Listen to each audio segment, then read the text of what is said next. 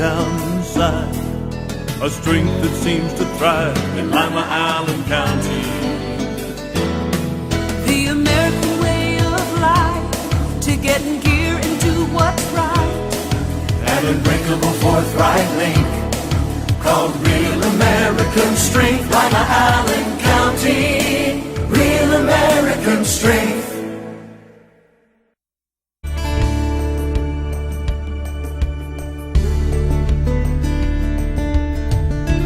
Keeping you up to date with what's happening in your community. Community Focus on GTV2. Thanks for joining us today on Community Focus. I'm Ann Decker. I'm joined in the studio today with Lima Police Chief Kevin Martin, and you've got a whole bunch of projects going on. I think one of the most visible is the jail renovation. You want to tell us about it? Yeah, and you're right. We have a lot going on, even over and above what we'll be talking about today. But our jail renovations are coming along very well, whereas a lot of people may not even realize that we used to have a jail in the police department, which closed down in, I believe it was 1992, when the new county jail opened up. So that space has been sitting there really just decaying and not doing anything useful for us for all those years. And now the renovations that are being done will convert it, a small portion of the space is going to be converted into a backup LAN room for the city's computer systems. And then the remaining, and by far the largest portion of the space is going to then be renovated into a property room and also a crime lab. Great. And where the project is at right now is, as of just last week, in fact, the demolition portion of the project has been finished, and so now they're in the process of getting the masonry work done, putting in the new walls to replace some of what had to be torn out in order to get the old jail cells out, also pouring concrete for the floor, and it's actually going to start looking like the end product here soon. When do you expect to have it finished? The completion date is anticipated to be by the end of July. That will include not just the actual construction work, but that'll even include the cabinets and shelving and all of the different types of furnishings that have to be put in. It's going to have all of the power outlets that'll be necessary, computer terminals that'll be necessary for tracking property, and it's a pretty extensive list of all the things that will be done at that point. So are you getting a new crime lab, or is your old one just moving into this new location? Well, we really haven't had much of a crime lab up to this point because there's not been a lot of space. And there's a lot of technology out there that we would like to be able to take advantage of, but with our current situation, we really don't have any space to put it. So our hope is that with this space, it's going to allow us to actually grow from what we currently have as a crime lab into even more, being able to take better advantage of new technologies, and with the bottom line being so that we can better serve the citizens and better solve crimes that have occurred. That's wonderful. Speaking of which, you have some new officers joining the force later this summer, too. Yes, we are currently in the process of hiring several new people. Currently, we are anticipating hiring 6 new police officers. The test was given several months ago, actually, by the Civil Service Board, and then it was a few months ago that we got the eligibility list from the Civil Service Board, and we're in the process right now of finishing background checks. The very first thing we had to do when we received the eligibility list was we had to set up appointments for everyone to conduct the physical agility test that they have to pass as the very first part of the hiring process, and then from there we began the background checks, and we're hoping to have those completed and interviews started by later this month, with then the goal of being to have all of the interviews conducted by no later than June, or hopefully we'll know who we're going to hire by the end of June then. Are these 6 additional officers, or are they replacing officers who have quit? These are all replacing officers that were hired as of last year, with the exception of one position. One position has been added from what we were budgeted for last year through the COPS grant, which is what's allowing us to create a school resource officer position then. which, and I believe we spoke about that before, Right. with Officer Nate Carlock is going to be the one taking on that role, and it will allow us to hire someone to replace him on the street. So we'll still have the same number of street officers that we had in 2013. Okay, just some fresh faces. Yes, Okay. yeah, and with the fresh faces usually comes higher energy levels and a chance to get some new perspectives and new ideas.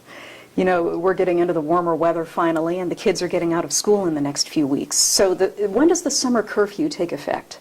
Well, the curfew times actually change as of June 1st. Okay. And if anybody has any questions about the curfew times, because it is kind of confusing to keep track of that, we have those linked on the City of Lima's website, which is cityhall.lima.oh.us. And if someone goes on there, they can find the link for the curfew times for the City of Lima. And that way there's not any confusion as to what time a child's allowed to be out and when they're not allowed to be out unaccompanied.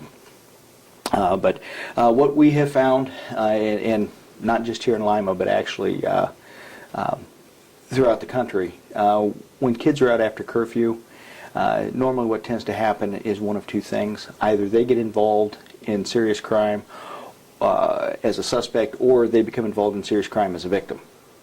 And either way, those are bad situations. So if we have to get them off the street by enforcing a low-level offense that's not really going to have long-term impact on their life, we would much rather do that than to allow something more tragic to occur. So what do you do if you're driving down the street and you see someone who's obviously underage and out past curfew? Well, the law allows for the officers, if they see someone that certainly appears to be underage, to stop and verify the age of the person.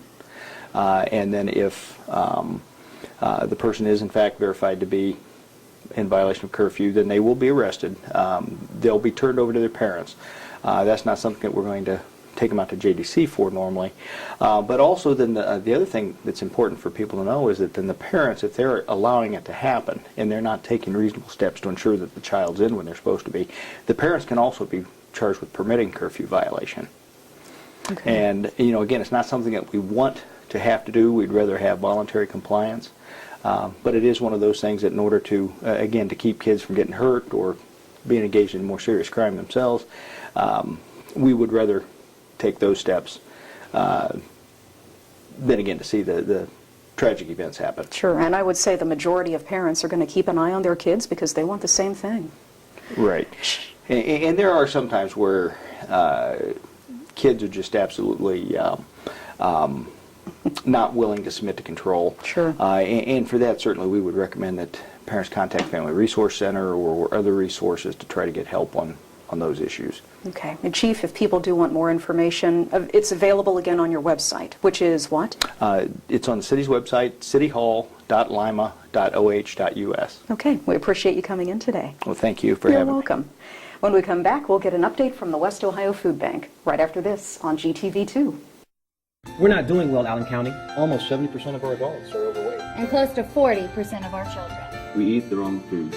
We smoke too much. We don't exercise nearly enough. We can do better. We can do better. We can do better. Activate Allen County is working with schools, churches, businesses, and local government to influence policies that will help us all do better. We can do better. For me. For me. For all of us. Join the effort to help Allen County do better by going to activateallencounty.com. Paid for with funding through a grant from the Centers for Disease Control and Prevention. This is our river. This is my river. This is my river. This is our river.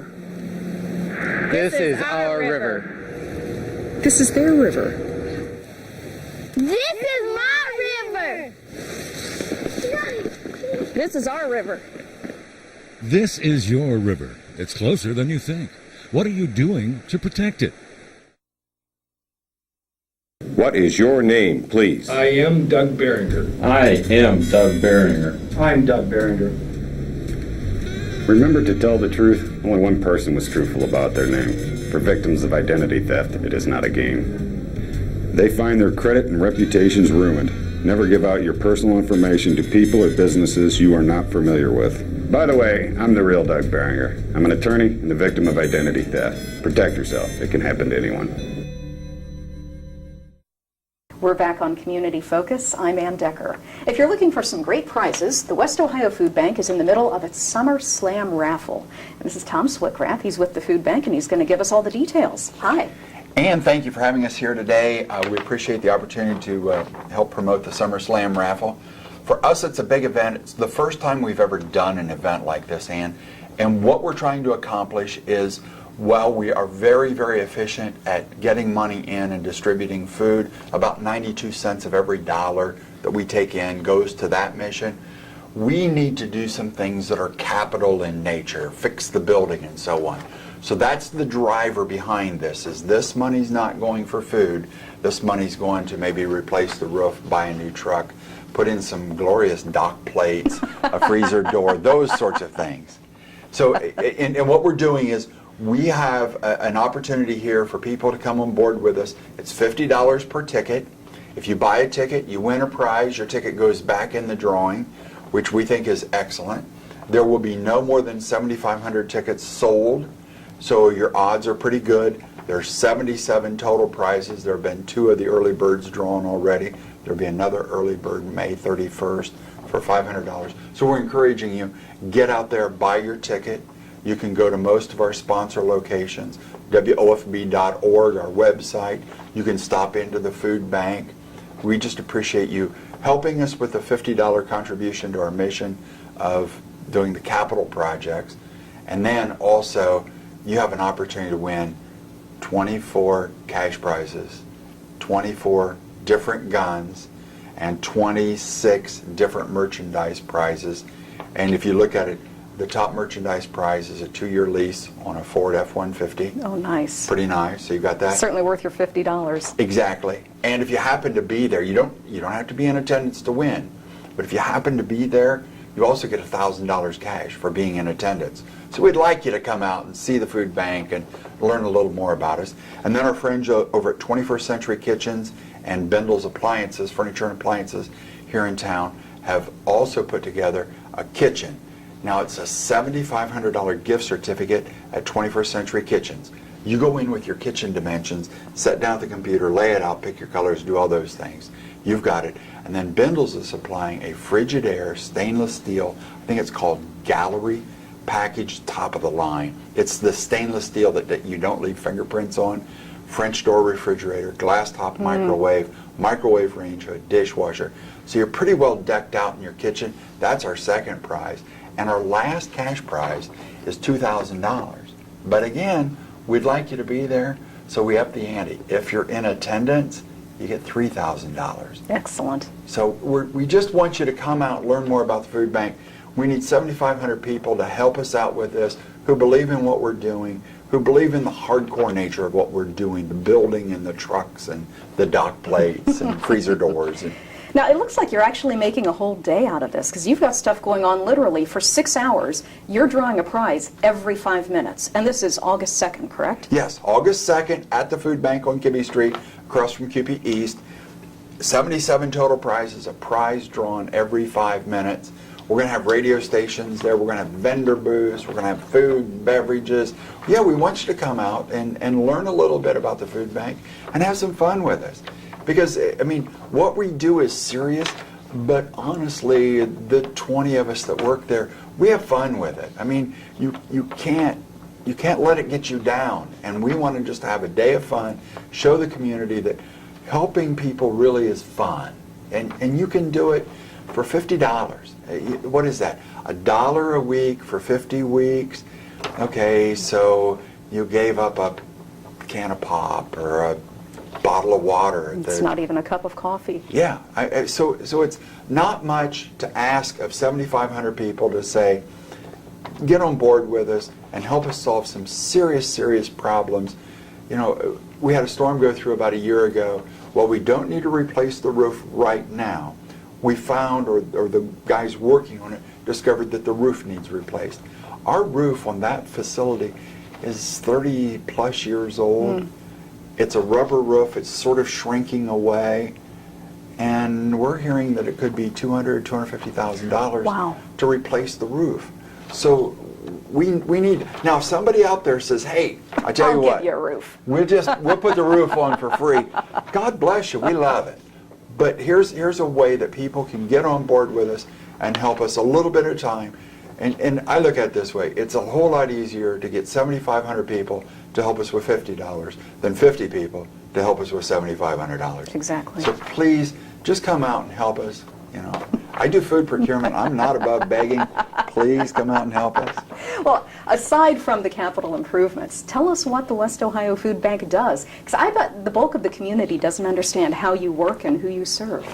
We serve about 175 different programs, shelters, agencies, kitchens, pantries throughout an 11-county area. So Allen and the 11 surrounding counties. We do that through going out to a lot of grocery stores and doing what we call food rescue. We have routes that go out every day.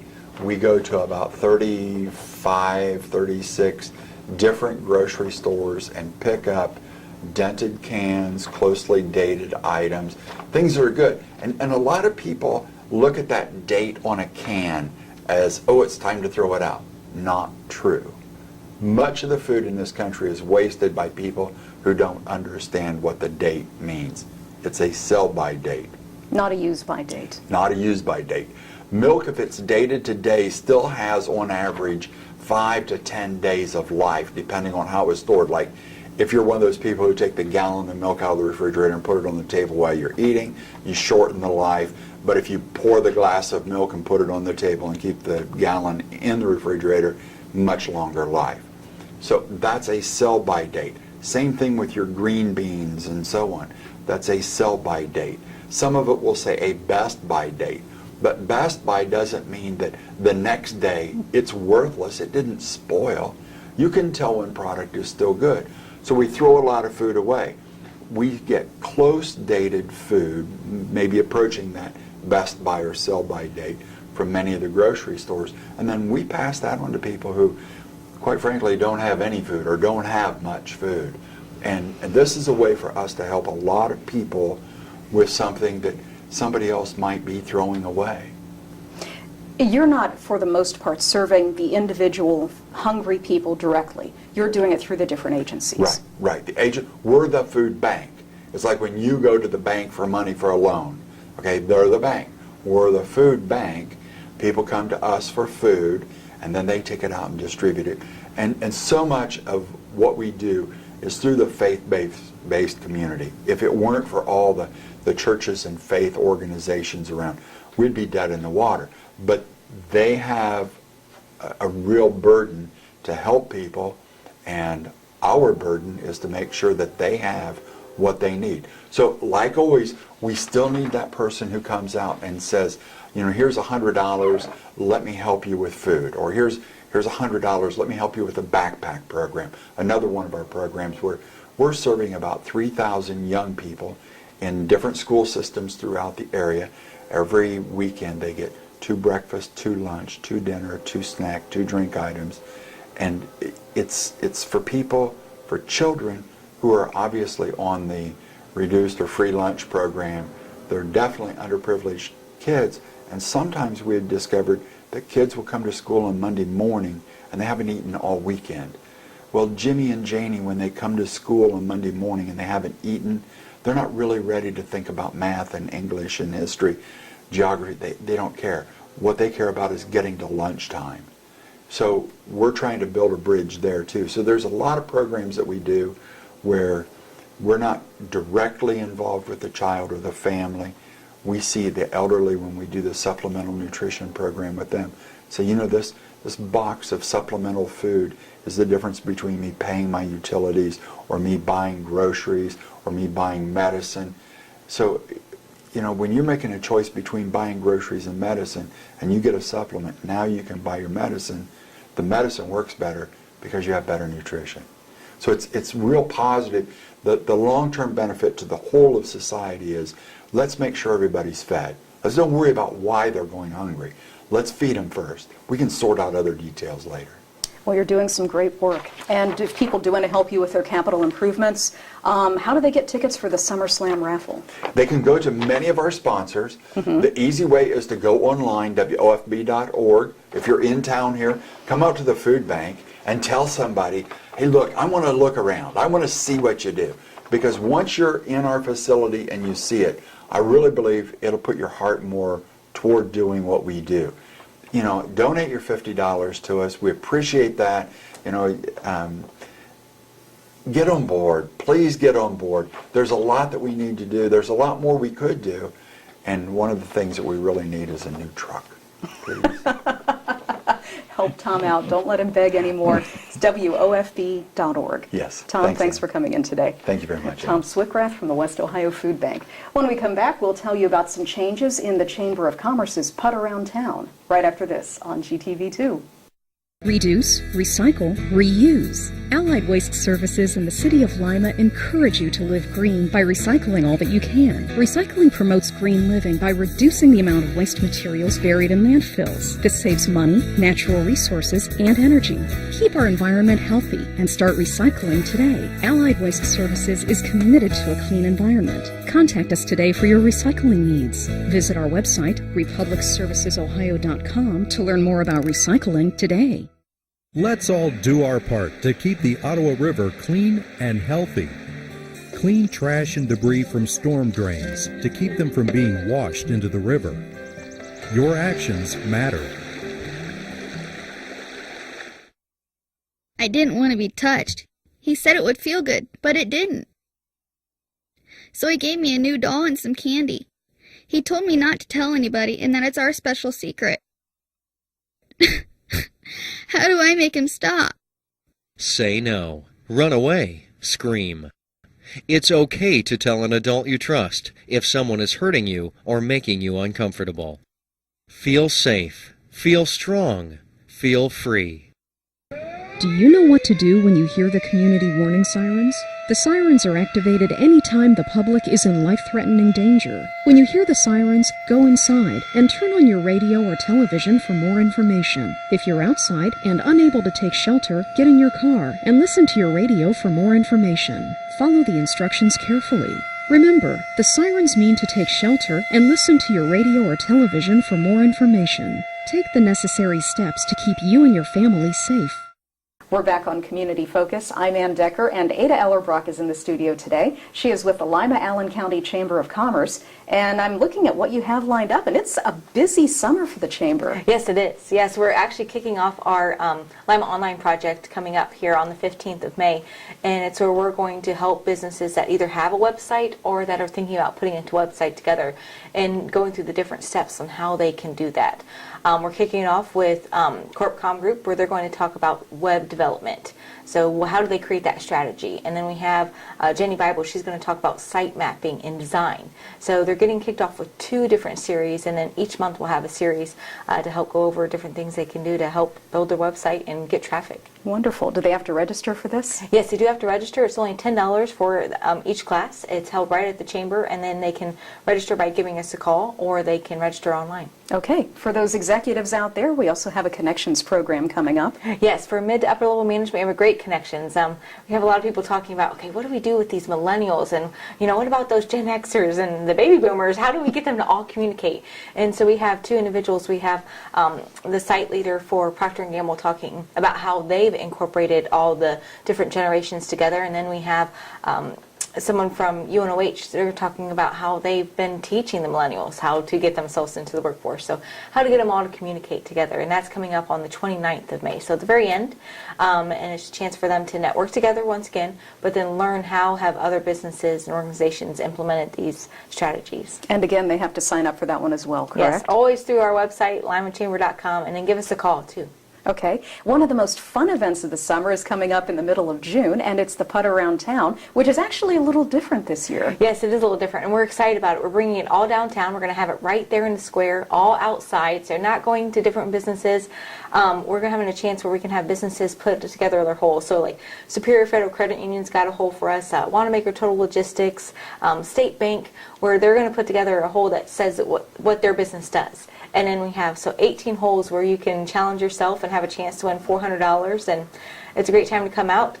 Beer's already on site, so the first drink's on us. But it's a great chance to put together a team, network with other individuals, and see what businesses, how creative they can get. This is one of the fun things about the Chamber is you usually associate food and drink into your events. Yes, we have to. That's what they ask for. Yes. Are you putting together teams? Do people sign up individually? How does that work? It's put together in teams, so we are asking for teams of 4. It's only $80 to register for that team.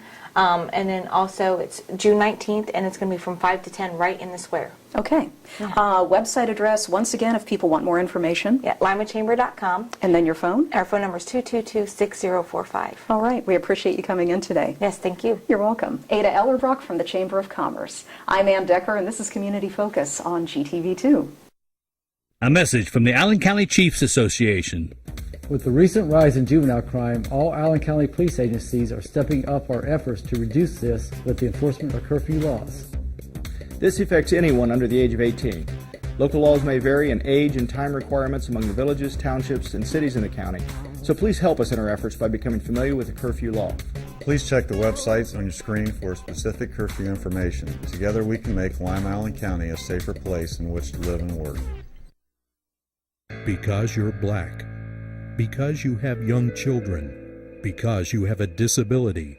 If you've been denied housing for any reason, the Lima Allen Council on Community Affairs can help.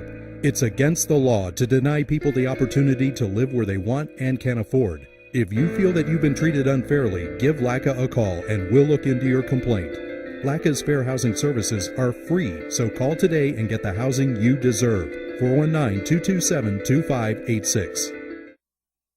My joints ached and I was always tired. I was always cold, I couldn't concentrate, and my body hurt all over. My doctor told me I had lupus. Women of childbearing age, and especially African American women, are at higher risk. If you suspect that you have lupus, you should contact your doctor.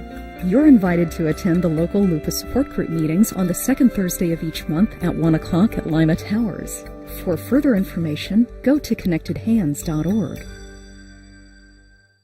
Did you know that if you have information about someone who's committed a crime or know of someone who is wanted by any law enforcement agency, you can call Crime Stoppers and possibly be eligible for a cash reward of up to $1,000. All callers remain anonymous. Make the call that pays. Call Crime Stoppers at 419-229-STOP. Crime Stoppers! Crime Stoppers! Make the call that pays! Crime Stoppers! We're back on Community Focus. I'm Ann Decker, and I'm pleased to welcome the lady in pink, Dr. Nicole Nelson. She is with St. Rita's Medical Center, and if you're in pink, we must be talking about breast cancer awareness. Absolutely. One of our goals when we come out in the community is to make sure that everyone is aware of breast cancer. You know, who's at risk, who should get screened, and what you should do if you find something that you're worried about. So who is at risk? So basically anyone who's female. We talk about high risk factor, genes and various things, family history, but basically the number one risk factor is if you're female. So that's number one. Also, if you have a family history of obviously breast cancer, and even men can get breast cancer, particularly the men that are at risk for breast cancer typically have a family history of breast cancer in females, but not always. Does it affect a certain age? You know, we can diagnose cancers unfortunately at any age. As young as in their 20s. The majority of the cancers we diagnose are in older women. What the American Cancer Society recommends is to begin screening at the age of 40, and then a yearly screening mammogram after that. And a lot of people say, well, when do you stop? And what I tell people is when you can no longer get here, or when it becomes too difficult for you to get here, because people can live a long time, so I don't give a particular age to end. Should you be doing the breast self-exams outside of the mammograms, and even for the younger ones as well? Absolutely, that's a great point. So they recommend monthly self-breast exams, and that's just because you know your body best. So if there are any changes, you might pick it. You know, some of these cancers can show up between mammograms, so you might pick it up before someone is due for that yearly mammogram. And for the women younger than 40, very important. Anytime anyone finds anything that they're concerned about, call your doctor and have them send you over to any of the breast centers or the Women's Wellness Center at St. Rita's to get that checked out. You know, we've been hearing about 3D mammography lately. What is that? Yeah. There's new technology out there for mammography. So the mammography that we do most places is kind of like an X-ray. couple pictures. Now, the newer technology is almost like a CT scan of the breast, so three-dimensional pictures of the breast, beautiful pictures, and we're trying to get this technology and bring it to St. Rita's. We should hopefully have it by the end of the year. Well, that's exciting. So raising some funds, so you don't have to come back for unnecessary pictures or nope, it's just some smudginess, artifact, and so it improves that so you don't have as many false positives. Well, and I don't want to necessarily get graphic, but the regular mammogram isn't that comfortable. Would 3D mammography change that, or are we still going to get squashed? You're still going to get, we are still going to get squashed, unfortunately. It does not improve that. They do all sorts of packaging, like, oh, we have a softer this, softer that, but the reality is, squashed. It's still squashed. Now, you're in pink today because you do have a Tough Enough to Wear Pink event coming up at the end of this month. Yes, we're very excited, and this is an event actually to help us raise money for the 3D mammography. And basically it's pairing with the PBR, the Professional Bull Riders, and it takes an event or events that are typically seen as more macho, bull riding. They've done race cars, Lima Land in the past. We had the pink bats at the Major League Baseball last weekend. Absolutely, absolutely. And it is an opportunity to raise money for breast cancer. And what's nice about the Tough Enough to Wear Pink campaign is all of that money, all of it stays locally here in Lima or the surrounding counties, whoever's going to the PBR. And what a fun event, I tell you. Bull riding, I'll be there. I grew up on a dairy farm, so I'm very excited about this event. Know how hard it is. I've never ridden one, but...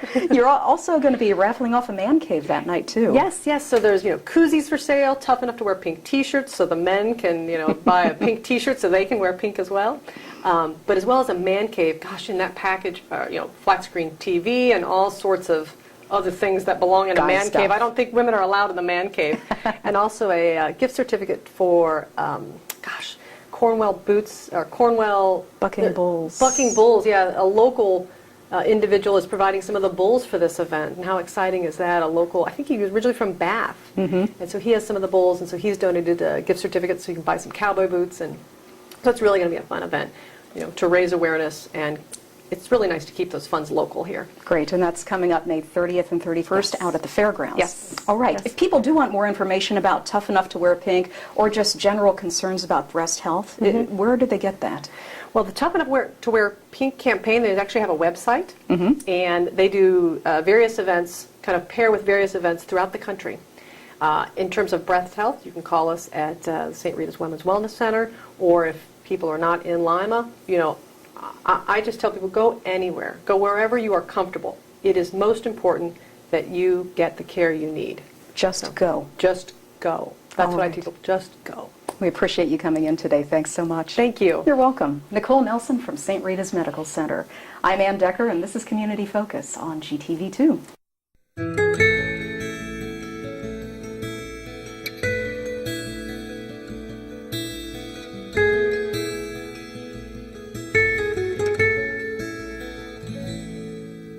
Some things just naturally go together.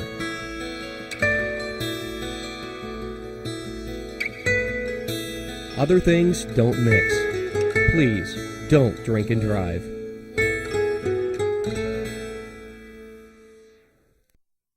Hello, my name is Gary Shealy. I'm the Utilities Director for the City of Lima.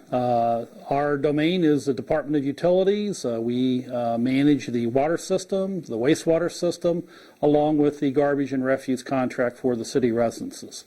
The water system basically is a state-of-the-art operation. It consists of up-ground reservoirs along with a water treatment plant that can treat up to 30 million gallons of water a day. We have approximately 25,000 customers in our base, and we provide water services to the greater portion of Allen County, not just the city of Lima. The wastewater system is an advanced wastewater treatment plant operation.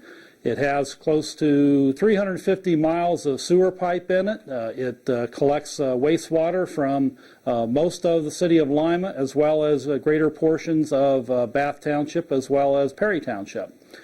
The garbage and refuse system, we have a contract with, at this point in time, it's Allied Waste Systems. We do contract that in 5-year increments, and we provide garbage and refuse service to single-family and duplex residential houses. The Utilities Department itself is approximately 100 employees.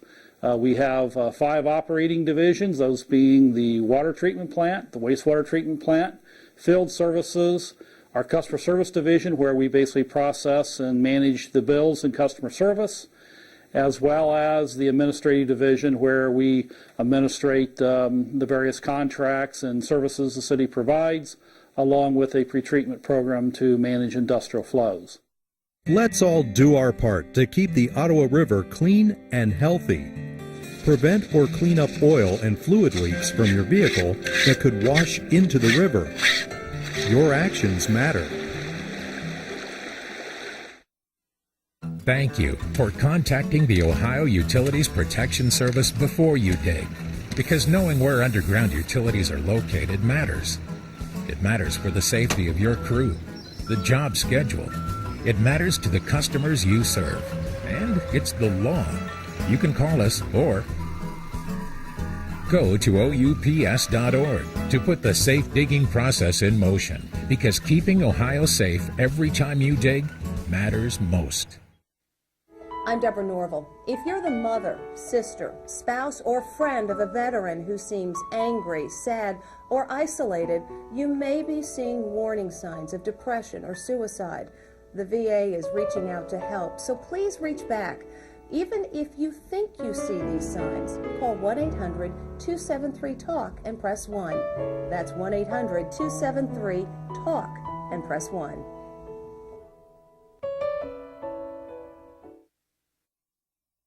Good morning, it's 8:07. I'm Mike Miller. Tuesday morning at this time, we welcome representatives of the city of Lima. Today, we are certainly pleased to welcome the Lima Police Chief. Kevin Martin is our in-studio guest. Chief, good morning to you, sir. Good morning, Mike. It's always good to be here. Great having you with us this morning, and certainly it's hard to believe it's almost mid-May already. We're moving right ahead, and we're getting to that point where major public events are starting to happen with festivals and things of that nature. And, of course, this weekend, the Four-Wheel Jamboree Nationals out at the Allen County Fairground. And when they say nationals, they mean just that. It is a national event, hence thousands of people rolling into your intent of it, or you know,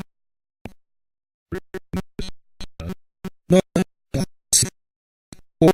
it's a great fairground. We will talk with the sheriff's department and see if that they need. For us, here, like the big thing, there's still some traffic backup out there on the side of town that we're trying to keep officers out there to help keep the traffic going as fast as possible. And also, as is typical with an event each year, we know that after the event closes down, there will be people coming into town, either burnouts and parking lots, things like that. And so we will have people watching for that and get enforcement action as necessary. What the hotel situation is, a lot of times virtually every hotel has got left of this. Rooms are to check on that. Just as a side note, but the point is, Lima Police, and our phone lines are open, by the way, at 224-1150. Again, 224-1150. Questions, comments for Lima Police Chief Kevin Martin. The simple fact is, when these events are going on, you guys are sure aware. Right? Oh, absolutely. And again, we do try to adjust our staffing as best we can to accommodate when there's going to be extra people in town and around town like this, that try to have at least a few extra officers working as well. Should be a lot of fun. 3 big days for that. Start Friday, continues through Sunday, and boy, you've got to just love those monster trucks coming rolling right through downtown, huh? Oh, it's a great event. I actually always love seeing the trucks. I couldn't afford anything like that, but certainly it is nice to see them. Should be great fun, no question about it. You know, the topic of conversation last night at City Council, and it has been for a long time, and that is, of course, the railroad crossing at Cable Road. Cable and Elida, essentially, there on Cable Road. It's kind of mangled up a little bit. It's not the perfect smooth crossing by any means, and some citizenry really hate it. Many just pretend they don't notice it, that kind of a thing. Any just general thoughts on that, Chief? That fight has gone on for a long time. There's possible lawsuit, and it all involves the railroad company. What's your take on that situation? Well, I guess my take on it is that it's not really within my purview to make a decision as to whether there should be a lawsuit or there shouldn't be or anything like that. What we're concerned about at the police department's perspective is just to make sure that people are slowing down and are being kept safe. There was a point made repeatedly last night at the Safety Service Committee meeting that it is a public safety issue, and I do agree with that. It's certainly something that we do not want to see anyone hurt, and so we do just ask that people slow down when they're going through there and drive accordingly, make the adjustments, and then we'll let the law department and others that are involved working on that into the project as far as trying to get it done, done by the railroad. And somewhat unfortunate, I guess you look at that and you think the busiest intersection in Allen County just happens to be right by a railroad track crossing there. That's just sort of a tough break, really, isn't it? Well, yes, it is. And again, when the city planners that originally laid out the city designed that whole area, I'm guessing they probably didn't anticipate there would ever be that kind of a traffic flow. Yeah. But with the thousands and thousands of cars that use that area on a daily basis, I'm sure that's probably part of the reason why that crossing breaks down so quickly. Even each time that it's been fixed, it starts to break down right away. But that's where, again, we just ask that people slow down, take it easy, and adjust their driving habits accordingly. You're almost old enough, maybe not quite like me. I remember as a kid where there wasn't much out there. In fact, there was a burger joint across the street, and from what is now the mall. And I remember some early conversation to the effect that, hey, they're going to build a mall over here in this big, huge field. And I don't think it was an issue back then, was it? No, and again, that's why I say I don't think that when that area was originally planned and laid out that anyone anticipated the amount of traffic volume that area would see on a daily basis. Hopefully a resolution can come forward with that, where there doesn't have to be a lawsuit, that sort of thing, like a forced resolution to it, just a meeting of minds that can settle it. You'll agree? Oh, absolutely. It would be, in my mind, anytime you can settle something peaceably and not have to drag it into court, it would be better. No question about it. 8:14 at News Talk 1150 WIMA. 8:19 on this Tuesday morning, welcoming representatives of the city of Lima. Chief Kevin Martin of Lima City Police, our in-studio guest. And our phone lines are open at 224-1150. Let's go right back to the phones for Chief Martin. Joe from Lima is with us. Joe, go ahead. Yeah, I have a couple of suggestions and some observations about the cable road railroad tracks there. Sure. But I would take the ability to turn left to get onto the access road away with some of those like rubbery sticks and stuff that move around, like going along that way so you can't turn left to get on that access road. Oh, you mean if you're headed south, you just got through the intersection, you're going south, and then... No, if you're going... No, it'd be going north to turn left onto the access road. Oh. But I'd take that ability away, and in addition, put one of those little cement block islands so that you can only turn left out of there or turn right off of a cable going south into it. So you can't turn left. On the access road. Onto the access road. Yeah. Because that's where I see most of the problem coming from. The idiots that want to get onto that one, and people go around them to get into the left lane to go through the light on the 309. Right. And that is interesting. I think we got your point, Joe. That's kind of a dilemma there with like a double turn. You can go left onto the access or slide ahead and take the more traditional left onto Elida Road. Any thoughts on that? Well, I think it certainly is something worth looking at, and I will make sure I pass that suggestion on to our traffic engineer. Because, again, there are times when people waiting to turn left into the access road has traffic backed up. Right. And I've seen where someone will not stop south of the tracks, but instead pull up onto the tracks, not realizing they can't keep going because somebody stopped waiting to make the left turn. So that could potentially provide some safety there. I've seen people actually try to turn left onto the access road behind the Fairfield Inn as they're southbound on Cable Road, which is completely awkward and is surely improper. You understand what I'm saying? Yes, I do, Mike. And again, I think if you had just the single, as this gentleman's suggesting, Joel said to put a traffic island in there to, or some type of a barrier to prevent that left turn, that would take care of it for, I think, both north and south. Yeah, that would be an interesting development there, no question about it. Let's take another call for Chief Martin. Paul from Lima is on the line. Paul, go ahead. Yeah, I own a street legal golf cart, and I've heard a lot of different rules and what you can and can't do, and I think this would be a good place to get a clarification as to where I can drive it, if I can drive it downtown Lima, or what exactly the rules are. Well, Lima has no specific ordinances for golf carts. So then in that situation, a golf cart would be governed the same as any other motor vehicle, which means, though, it would have to, first of all, in order to be operated on the roadway, it has to be properly registered. And if anyone that's interested in doing that could contact the Bureau of Motor Vehicles to find out the exact process they'd have to go through to get it registered. But if it is a registered vehicle with all the appropriate safety equipment necessary, then as long as the person's operating in accordance with all other traffic laws, stopping for the red lights, stopping for stop signs, signaling turns, those types of things, then they can operate that within the city limits of Lima. Paul. Well, good. I appreciate that. And yeah, mine's registered. I got insurance on it, tags on it, just like I do my family vehicle. So, right. And I don't plan on doing that. I'm just curious about what the laws really were. All right. Yeah. Now, if somebody wants to drive a golf cart in another jurisdiction, they have to check with that jurisdiction, because some jurisdictions have ordinances specific to golf carts for their particular city, township, village, etc. Paul, thank you for your call.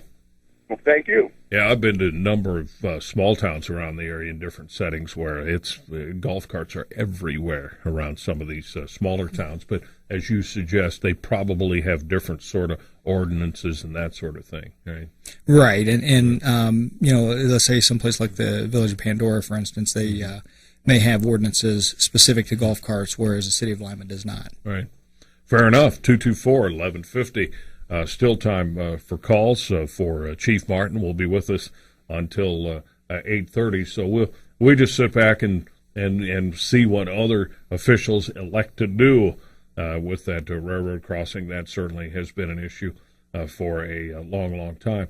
Chief, let's talk a little bit about what's going on in your building downtown. It has been happening for a number of weeks and months now, the renovation with the jail, but there's a very real plan. I'm talking about the old jail that hasn't been in use for quite some time at the city police department. There's some real focus to what you're going to do with that renovated area, though, correct?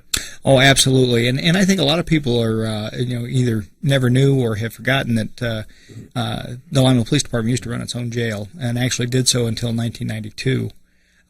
But that is currently, all that space is being converted into three uses. The first one is a backup land room for the city's computer systems, and provides some ideal security aspects that would be difficult to find at any other location for obvious reasons. In addition to that, though, then we're also going to have roughly 5,500 square feet of space that's going to be converted into both a crime lab and a property room.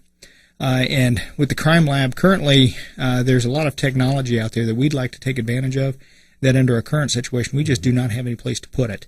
This is going to allow us to expand and grow our crime lab so that we can be more responsive to crimes that have occurred, and hopefully have a greater chance of solving many of them, and frankly getting the bad guys off the streets so they're not out there creating more victims. Well, the good news is you're going to now be able to utilize a pretty large space or area that was just completely dormant, right? Yeah, it was really just in decay and growing into a greater state of disrepair, and was not useful or beneficial to us at all. And we have recaptured all of that for useful purposes. What sort of timelines are you looking at, or it's a work in progress now?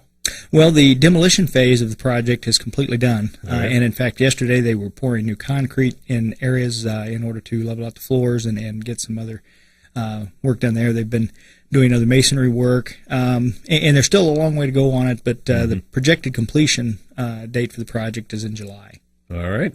Good developments there with the city and the city police department coming up on 8/27. That time of year also, although curfew is applicable year-round, but certainly with the improved weather conditions, it's a good time to reemphasize the curfew that applies generally to those that are late teenagers, right, or all teenagers, huh? Well, yeah, actually anyone under the age of 18, there is an applicable curfew for them.